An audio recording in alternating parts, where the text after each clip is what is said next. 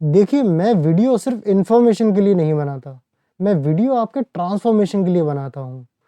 तो अगर अभी तक आप फॉरेक्स ट्रेडिंग के अंदर स्ट्रगल कर रहे हैं और एक प्रॉफ़िटेबल ट्रेडर नहीं बन पाए हैं, तो 2026 के अंदर ये वीडियो आपका एक स्ट्रगलिंग ट्रेडर से एक प्रोफ़ेशनल, डेटा ड्रिवन और एक प्रॉफ़िटेबल ट्रेडर में ट्रांसफ़ॉर्मेशन कर सकता है। तो चलिए डिकोड करते हैं एक ऐसे फॉरेक्स ट्रेडिंग ब्लूप्रिंट को, जिसका यूज़ करके आप 2026 को ट्रेडिंग के अंदर अपने नाम कर सकते हैं। देखिए, फॉरेक्स ट्रेडिंग में सक्सेसफुल होने के लिए आपको 3 चीज़ों को मास्टर करना होगा। टेक्निकल एनालिसिस, फंडामेंटल एनालिसिस और माइंडसेट। इन तीनों को मास्टर करके आपको एक ऐसा ट्रेडिंग सिस्टम डिज़ाइन करना होगा, जिसको आप सालों तक ट्रेड कर सकते हो और एक कंसिस्टेंट प्रॉफिटेबल ट्रेडर बने रह सकते हो।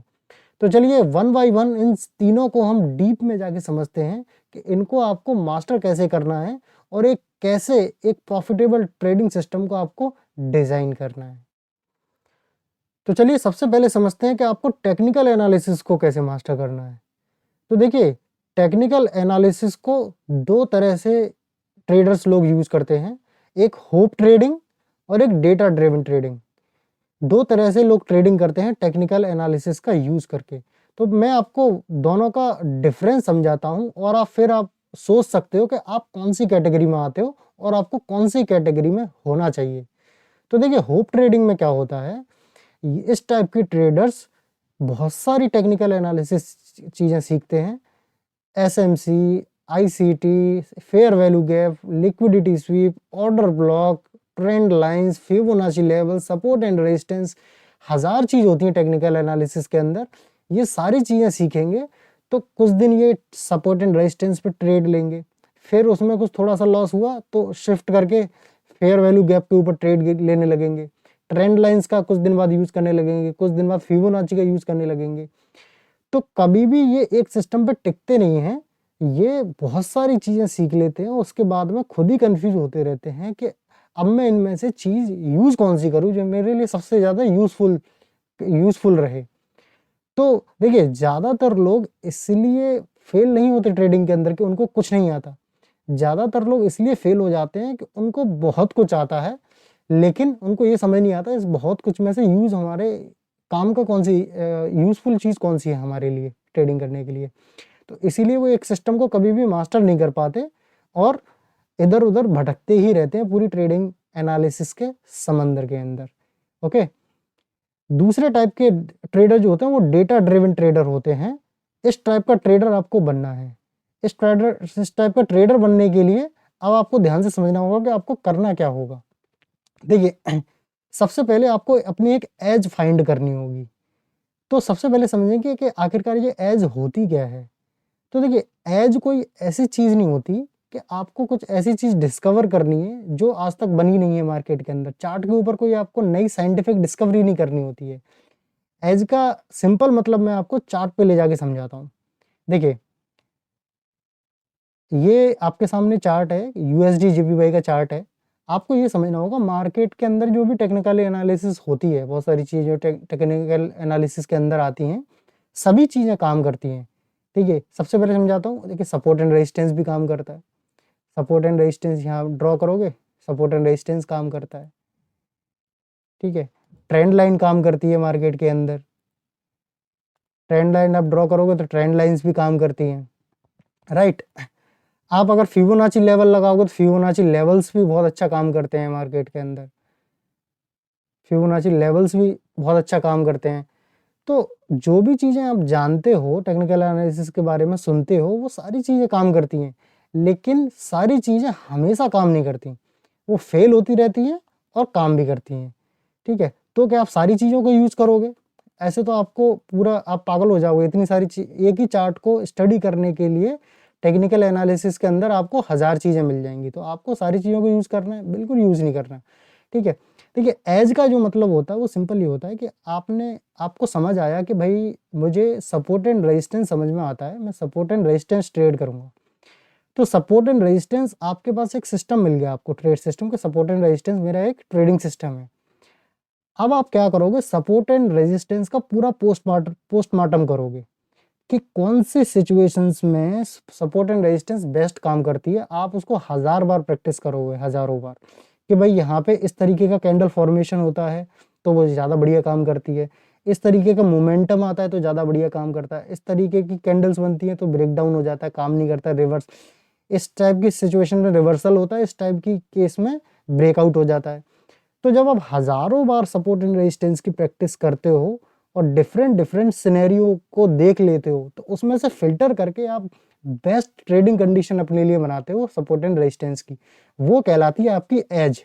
एक दूसरे ट्रेडर के लिए वो नॉर्मल सपोर्ट एंड रेजिस्टेंस है, आपके लिए अब वो एक ट्रेडिंग सिस्टम है, क्योंकि आपने उसको हज़ारों बार प्रैक्टिस करके उसमें से फिल्ट्रेशन करके अपने लिए एक सिस्टम डिज़ाइन किया है जिसको आप बार बार ट्रेड कर रहे हो। तो आपके लिए वो एक एज है और आपके लिए वो एक ट्रेडिंग सिस्टम है, राइट।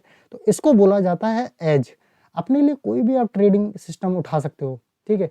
आपको मान लीजिए कहीं से कोई पेड स्ट्रेटेजी मिली है, ठीक है, तो वो आपके लिए एक ट्रेडिंग सिस्टम हो सकता है, आप उसको हज़ारों बार प्रैक्टिस कर सकते हैं। कहीं यूट्यूब से आपको मिल सकता है, उसको प्रैक्टिस कर सकते हो। आपने खुद से कोई चीज़ ऑब्जर्व कर ली है चार्ट के ऊपर, वहाँ से कर सकते हो। कोई भी चीज़ आप एक चीज़ पिक करो और उसको बार बार प्रैक्टिस करो तो वो आपकी एज बन जाती है। सिंपली आपको एक एज डेवलप करनी होगी, इस तरीके से आपको 1000 चीज़ों को यूज़ नहीं करना होता, आपको एक ही सिस्टम को बार बार प्रैक्टिस करना होता है। यहीं से दूसरा पॉइंट आपको समझना होगा, master the system not the analysis. लोग क्या है, एनालिसिस को मास्टर करने में लगे हुए हैं, मैं और सीख जाऊं, टेक्निकल एनालिसिस और सीख लूं। आप 1000 चीज़ सीखते रहो, कोई कभी भी कोई फ़ायदा होने वाला नहीं है। आपको एनालिसिस का मास्टर नहीं बनना है, आपको एक पर्टिकुलर सिस्टम को मास्टर करना है। आपने एक सिस्टम डिसाइड किया कि भाई मैं फिबोनाची यूज़ करूँगा या फिर कोई और दूसरी स्ट्रेटेजी यूज़ करूँगा, उसकी प्रैक्टिस आपने 1000 बार करनी है कि वो सेटअप जब बनेगा तो आप उसके बेस्ट ट्रेडर हो, उसको आप बिल्कुल अच्छी तरीके से पकड़ना जानते हो, वो आपकी एज है। तो उस सिस्टम को मास्टर करना है, बाकी चीज़ों को आपको बिल्कुल भूल जाना पड़ेगा कि फेयर वैल्यू गैप क्या होता है, ये क्या होता है, वो क्या होता है। मार्केट में 1000 चीज़ चलती हैं, चलते रहने दो, आपको सिर्फ एक ही चीज़ आनी चाहिए जिसके आप मास्टर बन बैठे हो।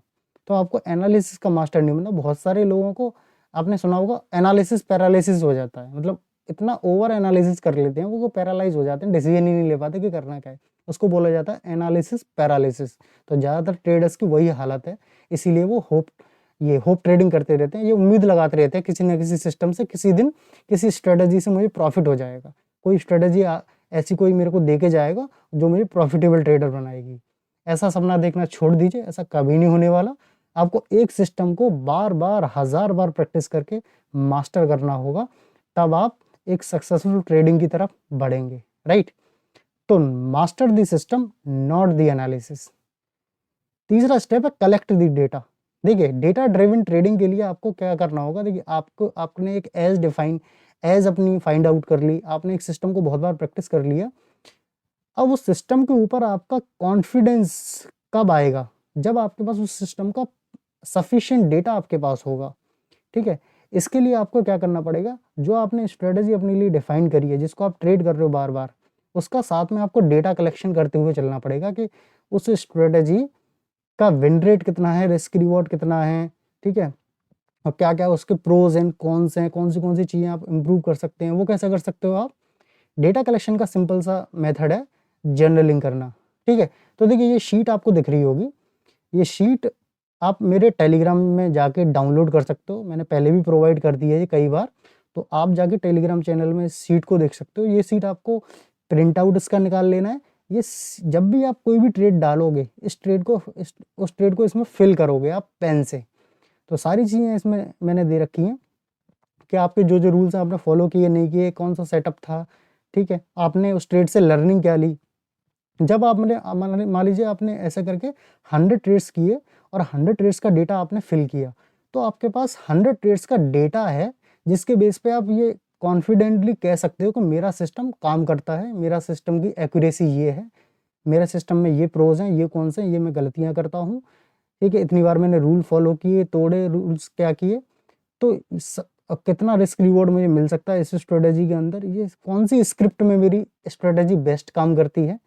ये सारी चीज़ें इस डेटा से आपको मिलती रहेंगी, जिसकी वजह से आपका कॉन्फिडेंस बहुत ज़्यादा हाई हो जाएगा अपने ट्रेडिंग सिस्टम को लेके, अपनी स्ट्रेटेजी को लेके। तो जब ये 3 स्टेप आप कर लोगे तो आपने समझ लीजिए टेक्निकल एनालिसिस को पूरी तरीके से मास्टर कर लिया है। और इसका कोई तरीका नहीं है, आप 1000 चीज़ सीखते रहो, कभी भी आपको सेटिस्फेक्शन नहीं मिलेगा, आप ढूंढते ही रह जाओगे। आपको एक ही सिस्टम को हज़ारों बार प्रैक्टिस करके उसको अपनी एज बनाना होगा और डेटा कलेक्शन के साथ में उसमें कॉन्फिडेंस लेके आना होगा, राइट। तो चलिए अब समझते हैं कि फंडामेंटल एनालिसिस को आपको किस तरह से मास्टर करना है। तो देख लीजिए, सबसे पहले तो आपको ये समझना होगा कि फंडामेंटल एनालिसिस को मास्टर करना मैंडेटरी क्यों है। मेरे हिसाब से ये कंप्लीटली मैंडेटरी है, फंडामेंटल एनालिसिस को मास्टर करना। कुछ लोग इसको अंडरस्टिमेट करते हैं और इसको कभी भी इसके ऊपर ध्यान नहीं देते। देखिए, अगर आप टाइम पास के लिए ट्रेडिंग कर रहे हो, फॉरेक्स ट्रेडिंग साइड में थोड़ा बहुत कर लिया आपने, वैसे ही शौक के लिए, थोड़े बहुत छोटे मोटे प्रॉफिट के लिए इस तरीके से कर रहे हो, तब तो कोई दिक्कत नहीं है, आपको टाइम देने की ज़रूरत नहीं है फंडामेंटल एनालिसिस के ऊपर।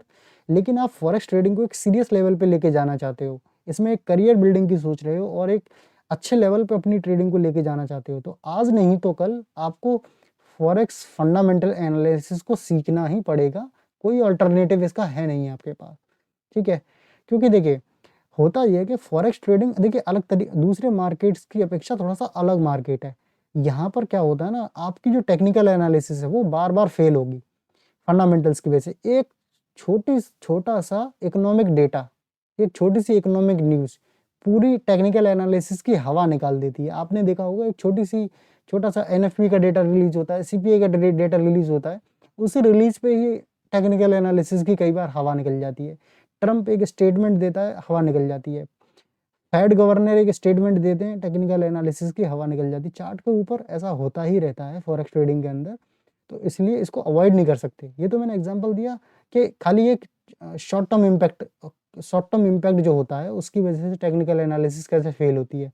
लेकिन जो लॉन्ग टर्म ट्रेंड फॉर्मेशन होता है चार्ट के ऊपर, वो भी फंडामेंटल्स की वजह से ही होता है।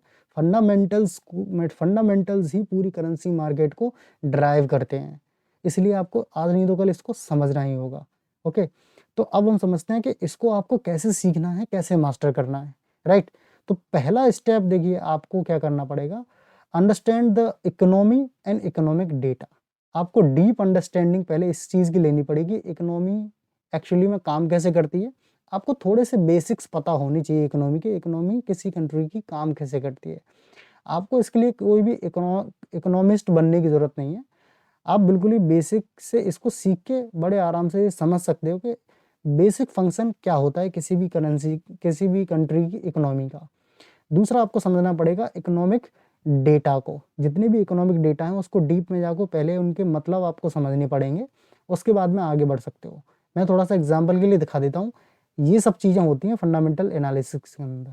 जो इकोनॉमिक डेटा की मैं बात करता हूँ उसमें ये सभी डेटा आते हैं, जिसमें कि GDP data, employment data, retail sales का data, inflation data, interest rate, central banks की meeting and statements, trade balance, fiscal policy, bond yield and currency correlation, stock market and currency correlation, commodity and currency correlation. ये सारे economic data आपको पहले अच्छे से एक बार समझ लेने हैं वन बाय वन, कि कौन सा डेटा किस लेवल से इम्पैक्ट करेगा, क्यों इम्पैक्ट करेगा, ये डेटा किस बारे में है, कैसे रिलीज होता है, ये सारी चीज़ें आपको पहले समझनी होंगी। उसके बाद में आपको थोड़ा सा जियो पॉलिटिक्स को स्टडी करना पड़ेगा कि ट्रेड वॉर किसी दो कंट्रीज़ में जब चलती है तो उसका उन दोनों की करेंसी के ऊपर क्या फ़र्क पड़ता है, उसके ऊपर क्या इम्पैक्ट होता है। मिलिट्री वॉर जब कोई किसी देश के साथ में चलती है किसी देश की, तो उसका करेंसी के ऊपर कैसे इफेक्ट आता है। और वहाँ की लोकल पॉलिटिक्स, खासकर जो मेजर कंट्री हैं जैसे कि यूएसए, जापान, कनाडा, इन सब की लोकल पॉलिटिक्स में क्या चल रहा है, इसका भी इफेक्ट पड़ता है उस देश की करेंसी के ऊपर, जिसका भी फिर डायरेक्टली इम्पैक्ट होता है फॉरेक्स मार्केट के ऊपर। तो ये सारी चीज़ें पहले आपको डिटेल में स्टडी करनी है कि ये सारी चीज़ें कैसे कैसे इम्पैक्ट करती हैं, ठीक है। तब आपका स्टडी करने के बाद में स्टेप 2 आता है। स्टेप 2 में आप समझोगे कि how to use fundamentals with technicals. आपको फिर यहाँ पे समझना है कि अब आपने समझ लिया, पूरे इकोनॉमी को समझ लिया, डेटा को समझ लिया, अब इसको कंबाइंड कैसे करना है अपनी टेक्निकल एनालिसिस के साथ में। उसके लिए आपको क्या करना होगा, फॉरेक्स फैक्ट्री पे जाना पड़ेगा। फॉरेक्स फैक्ट्री के ऊपर सभी डेटा आपको ये मिल जाएंगे, जीडीपी डेटा, सीपीआई डेटा और ये इंटरेस्ट रेट का डेटा। एनएफपी का, एम्प्लॉयमेंट का डेटा, एनएफपी का डेटा, ये सारे डेटा फॉरेक्स फैक्ट्री पे मिल जाएंगे, जितने भी हिस्टोरिकल डेटा, पूरा डेटा मिलेगा आपको। तो हिस्ट्री में जाके उनकी आपको बैक टेस्टिंग करनी पड़ेगी कि जब जब भी इंटरेस्ट रेट बढ़े हैं तो डॉलर इंडेक्स के ऊपर या फिर यूरो यूएसडी के ऊपर या फिर गोल्ड के ऊपर कैसा कैसा इम्पैक्ट हुआ था, जब जब इंटरेस्ट रेट घटे हैं तो कैसा इम्पैक्ट हुआ था, जब जब इन्फ्लेशन बढ़ा है तो कैसा इफेक्ट आया था, एनएफपी डेटा कम होके आता है, ज़्यादा होके आता है तो कैसा कैसा इम्पैक्ट हुआ था। आपको शॉर्ट टर्म में भी ऑब्जर्वेशन करना पड़ेगा ये बैक टेस्टिंग करके कि शॉर्ट टर्म में रिलीज के दौरान कैसा कैसा इम्पैक्ट होता है, और लॉन्ग टर्म में भी आपको देखना पड़ेगा कि कैसा कैसा इसका इम्पैक्ट होता है। तो धीमे धीमे काफ़ी प्रैक्टिस के साथ में ये आपको धीमे धीमे आने लगेगा कि टेक्निकल और फंडामेंटल्स को किस तरीके से मर्ज करना है, हम लोगों को किस तरीके से बायस बनाने हैं कि मार्केट अभी किस डायरेक्शन में जा सकता है।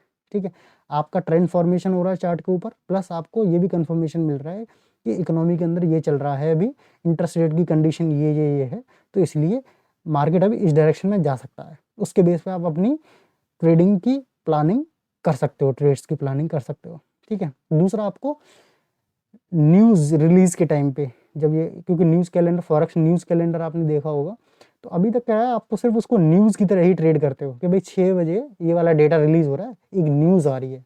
तो वो सिर्फ न्यूज़ नहीं है, आपको बिल्कुल उसको समझदारी से ट्रेड करना है। जब वो कोई डेटा रिलीज होता है तो उसका कुछ मतलब होता है कि ये डेटा ऐसा आया है तो चार्ट अभी यहाँ से कहाँ जा सकता है। उस डेटा को समझ के उसको प्रोफेशनल तरीके से आपको ट्रेड करना होता है, एक न्यूज़ की तरह ट्रेड नहीं करना होता ओनली। ठीक है, वो तब, तो वो आप तब कर पाओगे जब आप उस डेटा का मतलब जानोगे, फंडामेंटल एनालिसिस की आपको समझ होगी, तब आप फॉरेक्स न्यूज़ को भी अच्छे से ट्रेड कर पाओगे और लॉन्ग टर्म में भी अपना एक बायस बना पाओगे कि मार्केट किस डायरेक्शन में जाने वाली है। तो इस तरह से आप धीमे धीमे प्रैक्टिस के साथ में, इसमें थोड़ी सी आपको ज़्यादा प्रैक्टिस लगेगी क्योंकि आपको बैक टेस्टिंग और फॉरवर्ड टेस्टिंग में काफ़ी प्रैक्टिस की ज़रूरत पड़ेगी इसको मास्टर करने के लिए। तो इस तरीके से आप फंडामेंटल एनालिसिस को मास्टर करेंगे, राइट। तो चलिए अब समझते हैं कि अपने ट्रेडिंग माइंडसेट को आपको किस तरह से मास्टर करना है। तो देखिए, सबसे पहले तो आपको ये समझना पड़ेगा, ट्रेडिंग के अंदर माइंडसेट ही सब कुछ होता है। माइंडसेट का रोल 90% होता है। 10 जो हमने अभी ऊपर बात करी, टेक्निकल एनालिसिस, फंडामेंटल एनालिसिस, बहुत सारा एफर्ट लगेगा उसमें, फिर भी उसका रोल सिर्फ 10% है। वो करना आपके लिए ज़रूरी है, मैंडेटरी है, लेकिन उससे भी ज़्यादा जो ज़रूरी चीज़ है वो ये वाला पार्ट है आपके लिए समझना, क्योंकि इसी के बेस पे आप ये डिसाइड होगा कि आप प्रॉफिटेबल ट्रेडर बन पाएंगे या नहीं बन पाएंगे। अभी प्रॉब्लम क्या हो रही है, जस्ट इसका उल्टा हो रहा है। लोग अपनी 90% जो एनर्जी लगा रहे हैं वो लगा रहे हैं मार्केट की नॉलेज के ऊपर, टेक्निकल एनालिसिस, फंडामेंटल एनालिसिस, उसको मास्टर करने के लिए अपनी 90% एनर्जी लगा रहे हैं और सिर्फ 10% ही ध्यान देते हैं सिर्फ अपने माइंड सेट के ऊपर। इसीलिए बहुत ज़्यादा नॉलेज होने के बावजूद भी वो लॉस करते रहते हैं। जबकि होना इसका उल्टा चाहिए कि 10% रोल उस चीज़ का है, उसको एक बार में सीख लेना है आपको अच्छी तरीके से, उसके बाद में ज़्यादा समय जो लगाना है प्रैक्टिस के ऊपर, वो अपने माइंडसेट को ट्रेन करने के लिए ऊपर आपको लगाना चाहिए। क्योंकि देखिए, आप थोड़े से मार्केट नॉलेज में थोड़े से वीक भी रह जाते हैं तो भी चल जाएगा। अब अगर आपका माइंडसेट स्ट्रांग है तो भी आप प्रॉफिटेबल ट्रेडर बन जाओगे, थोड़ी बहुत आपकी मार्केट नॉलेज वीक भी रह गई तो।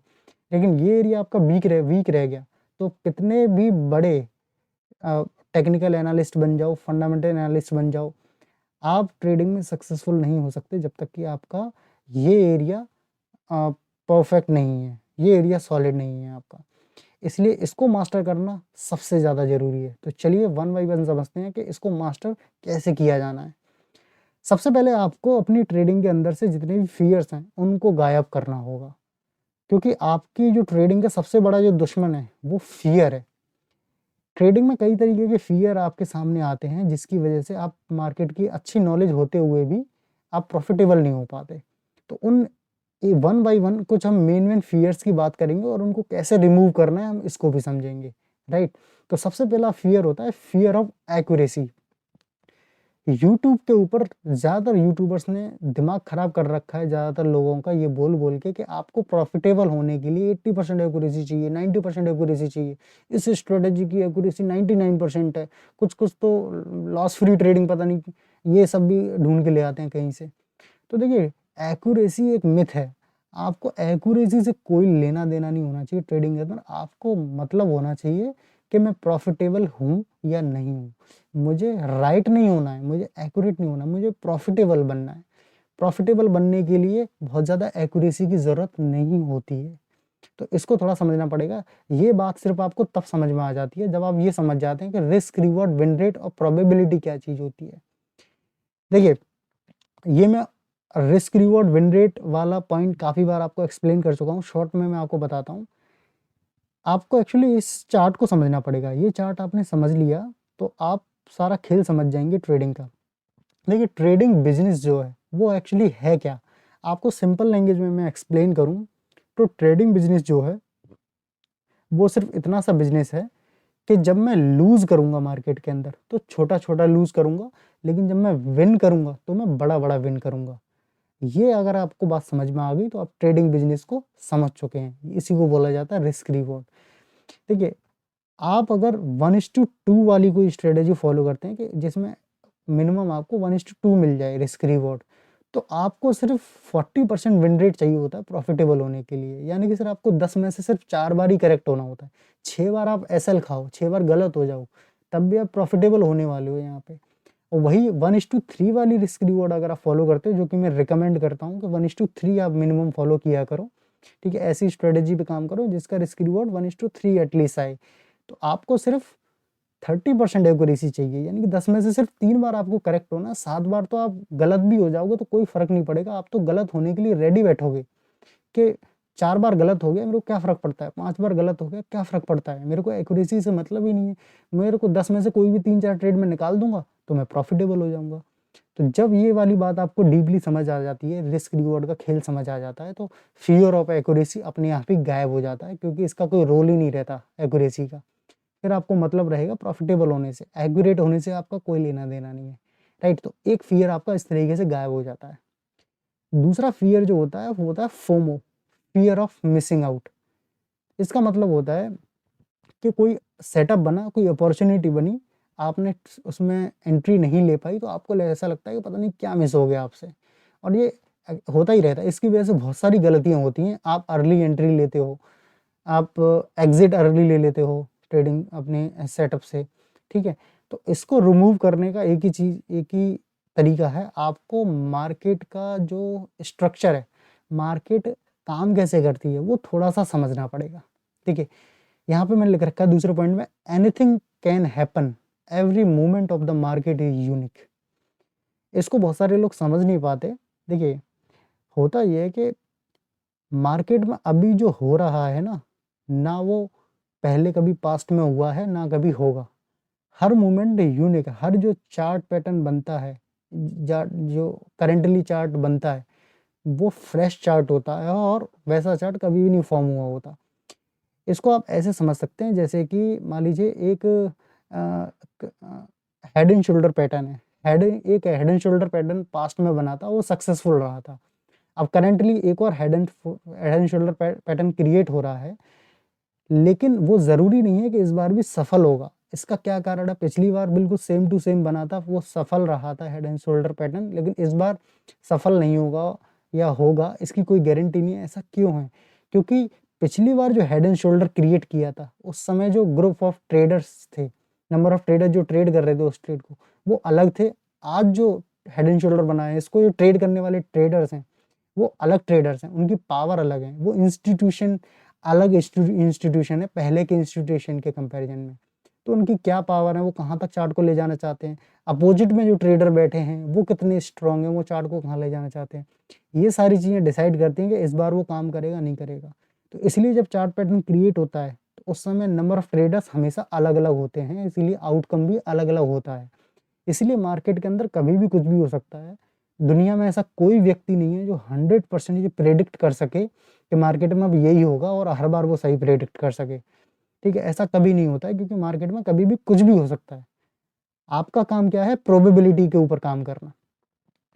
आपको ये पता है कि मैंने अपना एक जो एज है मेरा जो ट्रेडिंग सिस्टम है, मैंने उसको बहुत बार, 1000 बार प्रैक्टिस करके ये देखा है कि वो 10 बार अगर क्रिएट होता है, चार्ट के ऊपर सिस्टम बनता है मेरा, तो 4-5 बार वो काम करता है, 5-6 बार वो काम करता है, ठीक है? और कई बार वो गलत होता है। तो आपने ट्रेड डाला, तो आपके दिमाग में यही होना चाहिए कि भाई कभी भी कुछ भी हो सकता है, क्योंकि मेरा काम ये प्रेडिक्ट करना नहीं है कि मार्केट में अब क्या होगा। मेरा काम सिर्फ इतना है कि जो मेरा प्रैक्टिस किया हुआ सिस्टम है वो चार्ट के ऊपर फॉर्म हुआ और मैंने ट्रेड डाली। उसके बाद में मेरे को लेना देना नहीं है कुछ मार्केट से। मार्केट कहाँ जाती है, या तो मुझे टारगेट मिलेगा या एसएल मिलेगा, क्योंकि मार्केट में तो कुछ भी हो सकता है। तो मुझे प्रोबेबिलिटी पता है, मेरी प्रोबेबिलिटी 30-40% है, मेरे को उसी के ऊपर काम करना है। ठीक है, तो होता ये है कि जो लोग इस चीज़ को नहीं समझते हैं वो क्या है, कोई सेटअप बना तो वो लोग क्या करते हैं, ओवर लॉस ले लेंगे, अपना जो एसएल रूल है उसको ब्रेक करेंगे, ज़्यादा लॉस ले लेंगे। यार कितनी बेहतरीन अपॉर्चुनिटी, परफेक्ट सेटअप है, ऐसा आया है, पक्की न्यूज़ है, ज़्यादा रिस्क ले लेता हूँ मैं। तो वहीं से रूल ब्रेकिंग की शुरुआत हो जाती है। तो जब आप ये समझ जाते हैं कि मार्केट का हर एक मोमेंट यूनिक होता है, कभी भी कुछ भी हो सकता है, कोई प्रिडिक्ट नहीं कर सकता मार्केट को कभी भी। तो कोई अपॉर्चुनिटी मिस होती है तो कैसे पता आपको कोई अपॉर्चुनिटी थी, वो हो सकता है आपका एसएल होता है उसमें। तो अपॉर्चुनिटी मार्केट सालों से है, आपके सालों, आपके ट्रेडिंग में रहते हुए सालों तक रहेगी भी, मार्केट कहीं नहीं जाने वाली है। डेली हर 5 मिनट में एक अपॉर्चुनिटी क्रिएट होती है मार्केट के अंदर। तो इसीलिए आपको ये फोमो वाली बात को दिमाग में लाने का कोई पॉइंट ही नहीं बनता, जब आप ये समझ जाते हो कि कभी भी कुछ भी हो सकता है मार्केट में, मार्केट का हर मोमेंट यूनिक होता है। तो ये फोमो वाला जो फियर है आपकी ट्रेडिंग से पूरी तरीके से गायब हो जाता है, जब आप ये फंक्शनिंग समझ जाते हैं मार्केट की, राइट। तो देखिए, अब ये जो सभी जो फियर्स का जो बॉस है वो होता है फियर ऑफ लॉस। लोग लॉस को हैंडल नहीं कर पाते, बड़े बड़े ट्रेडर यहाँ पे आके मात खा जाते हैं, इस पॉइंट पे आके लॉस हैंडल नहीं कर पाते वो लोग। ठीक है, लगातार होता यह है कि आपने कई बार प्रैक्टिस करी है एक सिस्टम की, लेकिन फिर भी लगातार 5 एसएल होने के बाद में 6वीं ट्रेड डालते हुए हाथ कांप जाते हैं लोगों के, क्योंकि वो जो लॉस होता है उनसे गलत डिसीजन करवाता है, ओवर ट्रेडिंग करवाता है, रिवेंज ट्रेडिंग करवाता है, अपने डिसिप्लिन को ब्रेक करवाता है। तो लॉस को लोग हैंडल नहीं कर पाते। इसको हैंडल करने के लिए आपको एक प्रैक्टिकल टेक्निक आपको चाहिए होगी, जो आप हर ट्रेड में हर बार प्रैक्टिस कर पाओ। तो वही टेक्निक मैं आपको आज देने जा रहा हूँ, उसको थोड़ा सा आप ध्यान से समझिएगा, राइट। देखिए, आपको ये समझना, आपको क्या है, एक चीज़ फॉलो करनी पड़ेगी। लॉस को एक्सेप्ट करने के लिए आपको लॉस के लिए ही ट्रेड करना पड़ेगा। अब इसको थोड़ा सा डीप में समझेंगे। देखिए, आप जो ट्रेडिंग होती है वो पर्टिकुलर एक ट्रेड नहीं होती है। आप मंथ मंथ में बहुत सारी ट्रेड्स लेते हो, उसमें कुछ नेगेटिव होते हैं, कुछ पॉजिटिव होती हैं। फाइनल आउटकम जो होता है, अगर आपका प्रॉफिटेबल है तो हम कहेंगे प्रॉफिट के लिए आपकी ट्रेडिंग हो रही है। तो आपको ट्रेडिंग प्रॉफिट के लिए करनी होती है, लेकिन कोई पर्टिकुलर ट्रेड आपको प्रॉफिट के लिए नहीं करना होता। उसका आउटकम कुछ भी हो सकता है, वो एक प्रोसेस का हिस्सा है सिर्फ। ठीक है, तो एक ट्रेड को आपको किस तरह से लेना चाहिए, ठीक है, वो हम डिस्कस करते हैं। तो मैं आपको एक ट्रेड के एग्जांपल से ही समझाता हूँ इस चीज़ को। आपको लॉस के लिए ट्रेड कैसे करना होता है। आपने सपोज करिए आपका सिस्टम बना, चार्ट के ऊपर आपका चार्ट फॉर्मेशन बना जिसके ऊपर आप ट्रेड लेने वाले हो। आप ट्रेड एंट्री से पहले हर बार ये बोलोगे, क्या ये इतना परफेक्ट सेटअप मेरा बन गया है कि इसके लिए मैं इतने डॉलर देने के लिए तैयार हूँ। सपोज करिए आपने $50 एसएल अपना डिफाइन किया है कि हर ट्रेड में मैं $50 का एसएल लूंगा, राइट। तो आपका सेटअप बना, आपने बोला कि $50 देने के लिए तैयार हूँ मैं। जब आप देने के लिए तैयार हो तभी आप मार्केट में एंटर करोगे। तो अब आप बोलोगे कि भाई मैं लॉस के लिए ही ट्रेड कर रहा हूँ, मेरे को प्रॉफिट नहीं चाहिए, मैं $50 देने के लिए पहले से ही रेडी हूँ, इसलिए मैं इस ट्रेड में घुस रहा हूँ, राइट। तो देखिए, जब आप ट्रेड में घुस गए तो अब उसके 3 आउटकम हो सकते हैं। पहला आउटकम, आपका एसएल हिट हो जाएगा। तो एसएल हिट हो जाएगा तो आपको क्या फ़र्क पड़ेगा, आपने तो पहले से ही ये बोला था अपने दिमाग में कि मैं तो लॉस के लिए ट्रेड कर रहा हूँ। तो एसएल हो गया तो लॉस हो गया मेरा, ठीक है, कहानी ख़त्म। दूसरा आउटकम हो सकता है कि आपके डायरेक्शन में वो जाने लगे, ठीक है। मान लीजिए 1:2 आपका प्रॉफिट शो हो रहा है स्क्रीन के ऊपर, लेकिन आपका जो टारगेट है वो 1:3 का है, राइट। तो इस समय आप क्या बोलोगे, अरे यार मैं तो लॉस के लिए ट्रेड कर रहा था, लेकिन मार्केट तो मेरे को प्रॉफिट दिखा रही है, ठीक है, लेकिन कोई बात नहीं, मैं मार्केट को देने वाला था लेकिन अब नहीं दूंगा मैं मार्केट को। तो आप उठा के अपने एसएल को कॉस्ट पे शिफ्ट कर देते हो और बोलते हो कि चलो ठीक है, मार्केट को दे रहा था मैं, लेकिन मार्केट ने लिया नहीं तो कोई बात नहीं, मैं दूंगा नहीं मार्केट को, लेकिन मेरे को अभी भी कोई फर्क नहीं पड़ता कि मेरा कितना प्रॉफिट चल रहा है, मेरा जब तक टारगेट हिट नहीं होगा मैं हिलने वाला नहीं हूँ, ठीक है। तो अगर कॉस्ट टू कॉस्ट भी वापस से हिट कर देती है, अब आपकी मार्केट रिवर्स हो जाती है वहाँ से, तब भी आपको कोई फ़र्क नहीं पड़ेगा, क्योंकि आप तो लॉस के लिए ट्रेड कर रहे थे। ओके, तो आपका तो लॉस हुआ नहीं, तो आपका फ़ायदा ही है इस ट्रेड में, ठीक है। तीसरा जो आउटकम हो सकता है वो हो सकता है कि आपने टारगेट हिट कर लिया, ठीक है, तो भी आप एक्साइटमेंट में नहीं आओगे, क्योंकि आप बोलोगे मैं तो लॉस के लिए ट्रेड कर रहा था, मार्केट ने मेरे को प्रॉफिट दे दिया, बढ़िया, वेल एंड गुड है, ठीक है। लेकिन आप एक्साइटमेंट में नहीं आओगे इस चीज़ के लिए। जब ये हर ट्रेड में आप ये प्रोसेस दोहराओगे कि मेरे को लॉस के लिए ट्रेड करना है, लॉस के लिए ट्रेड करना है, तो अल्टीमेटली होगा क्या, एक तो आपकी ओवर ट्रेडिंग खत्म हो जाएगी।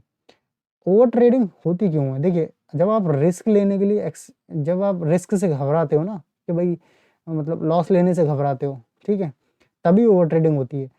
जब आप पहले से ट्रेड में एंटर करने से पहले बोल रहे हो कि भाई $50 मैं देने के लिए ट्रेड कर रहा हूँ, तो मुझे बताइए कि आप जो है, जब देना ही है आपको, तो परफेक्ट सेटअप बनेगा तभी आप देना चाहोगे। हल्के सेटअप के लिए $50 क्यों दांव पे लगाओगे आप फिर?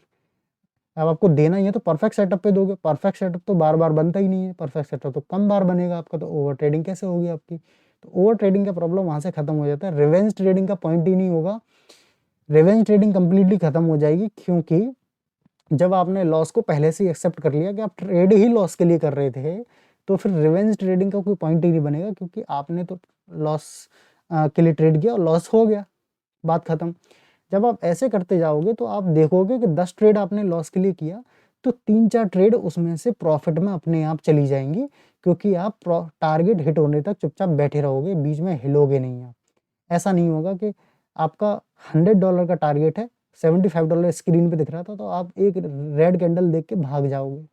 आप बिल्कुल नहीं भागोगे, क्योंकि आपको कोई फ़र्क ही नहीं पड़ेगा, क्योंकि आप तो लॉस के लिए ट्रेड कर रहे हो। तो जब ऐसे ट्रेड करोगे, तो आपकी 10 में से 3 से 4 ट्रेड सही जा चुकी होंगी, तो 10 ट्रेड करने के बाद आप देखोगे, यार मैं तो प्रॉफिट में हूँ, मैं तो लॉस के लिए ट्रेड कर रहा था। तो जब आप लॉस के लिए ट्रेड करोगे, तो ओवरऑल आपकी ट्रेडिंग जो है वो प्रॉफिट के लिए हो जाएगी, और आपकी सारी जो साइकोलॉजिकल प्रॉब्लम है वो खत्म हो जाएंगी इससे। लॉस का फियर पूरी तरीके से गायब हो जाएगा। ओके, अपने आप ही आप डिसिप्लिन में आने लगोगे। तो ये वाली जो प्रैक्टिस है आपको हर ट्रेड के साथ में करनी चाहिए, ठीक है। ये काफ़ी इंपॉर्टेंट टूल है जो आपको यूज़ करना है, राइट। ये टूल मैं आज भी यूज़ करता हूँ, ये टेक्निक, राइट। तो देखिए, फाइनली जब आप ये सब सारी चीज़ें कर लोगे, आपने अपने टेक्निकल एनालिसिस को मास्टर कर लिया, फंडामेंटल एनालिसिस को मास्टर कर लिया, उन दोनों को मिला के, टेक्निकल प्लस फंडामेंटल एनालिसिस को मिला के एक अपना सिस्टम डिज़ाइन कर लिया, जिसको आप रूल्स के बेस पे उस सिस्टम को बार बार ट्रेड कर रहे हो, आपने माइंडसेट को ट्रेन कर लिया। इससे होगा क्या, इसका आउटकम क्या होगा?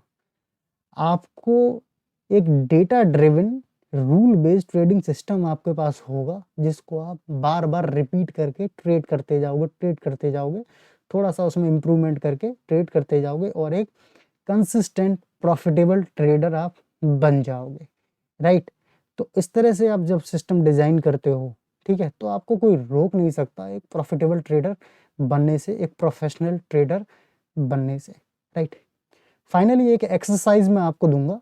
देखिए, जब आप ट्रेड करते हो तो आपको देखिए प्रॉब्लम क्या होती है ना, जब ट्रेडर स्ट्रगल कर रहा होता है थोड़ा बहुत जब वो प्रैक्टिस कर रहा होता है, तब उससे गलतियां होती हैं, तो हर बार वो अपने आप को नेगेटिव बहुत बोलता है कि यार मेरे से तो हो ही नहीं रहा, बाकी लोगों से हो रहा है, मेरे से ही नहीं हो पाता, मेरे में ही कमी है, मेरे में ये प्रॉब्लम है, ठीक है।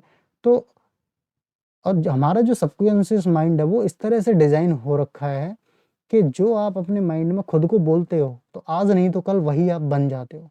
इसीलिए ये साइकोलॉजिकल पॉइंट आपको हमेशा ध्यान में रखना है कि जब भी आप ट्रेडिंग करने बैठोगे, जब भी ट्रेडिंग डेस्क पे आप बैठ रहे हो, तो आपके पास 2 चीज़ें होनी चाहिए। एक, अपने ट्रेडिंग रूल्स हमेशा हाथ में लेके चलो, अपने रूम में चिपका दो हमेशा कि ये मेरे 5-6 रूल्स हैं, इनको मुझे आज फॉलो करना है। दूसरा, अपने दिमाग में बार-बार ये आपको सेंटेंस बोल के रखना है, I am the greatest trader ever born on this planet, ठीक है। यानी कि आज तक जितने भी ट्रेडर इस पैदा हुए हैं इस पूरे प्लेनेट के अंदर में, महान ट्रेडर उन सब में। देखिए, महान ट्रेडर से इसका मतलब ये नहीं कि आपने सबसे ज़्यादा पैसा कमा लिया ट्रेडिंग से इसलिए आप महान हो। एक महान ट्रेडर होता क्या है? महान ट्रेडर वो होता है जो अपने ट्रेडिंग सिस्टम को पूरा रिलीजियसली, पूरे डिसिप्लिन के साथ में फॉलो करने का दम रखता हो, ठीक है। वो अपना 100% दे रहा हो अपनी ट्रेडिंग के अंदर, अपनी डिसिप्लिन के अंदर, अपनी साइकोलॉजी के अंदर अपना 100% दे सकता है, वो ही एक महान ट्रेडर होता है। तो जब आप बोलना शुरू करोगे अपने दिमाग में कि I am the greatest trader ever born on this planet, तो आज नहीं तो कल आप एक महान ट्रेडर बन जाओगे, क्योंकि आप जो अपने सबकॉन्शियस माइंड को बार-बार बोलते हो, वही आप बन जाते हो। सबकॉन्शियस माइंड आपका धीमे-धीमे आपको वही बना देता है समय के साथ। तो इस लाइन को हमेशा याद रखना और बार-बार अपने दिमाग में इसको रिपीट करना जब भी आप ट्रेड करने बैठोगे, राइट? तो जब आप ये सब फॉलो करोगे तो बिलीव मी 2026 बिल्कुल डेफिनिटली आपका ही साल होगा और आप कुछ कमाल करके दिखा देंगे ट्रेडिंग के अंदर 2026 के अंदर। आई होप आपको मज़ा आया होगा इस वीडियो में, आपको बिल्कुल क्रिस्टल क्लियर हुआ होगा ये ब्लूप्रिंट आपको कैसे यूज़ करना है। अगर कोई डाउट हो तो मुझे कमेंट सेक्शन में ज़रूर बताइएगा, मैं रिप्लाई करूँगा। तो चलिए मिलते हैं नेक्स्ट वीडियो में, तब तक देखते रहिए डिकोडिंग फॉरेक्स हिंदी।